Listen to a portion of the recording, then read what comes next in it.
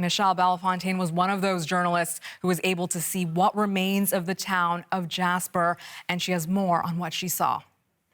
When the media tour bus first headed into town, it came into the east side where there were a bunch of the regular hotels that you know and see all the time. They all looked completely unscathed, except for the fact that there wasn't a lot of traffic that's normally parked in front of them there. But as we moved further into town, we were able to, see the structures that survived, like the town, like the fire hall, the hospital, some schools. But then you look down the road and you see the destruction.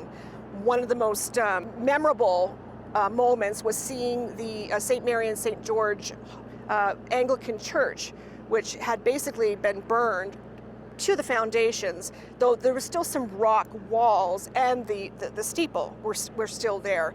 And a foundation stone actually said that it was laid there in 1928 by the Governor General of the time.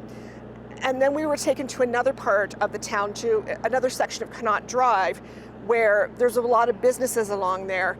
And there was this one section where businesses on one side seemed to be untouched, businesses on the other side seemed to be untouched. But there was this section of rubble where there used to be a number of businesses, including a liquor store, a bike shop, a Subway sandwich shop, for example. What we saw in the rubble were bike tires. You could see the old Subway sandwich shop sign. It was a very odd juxtaposition. And on the way out of town, we saw what was left of the Mount Robson Inn, as well as the Moline Lodge.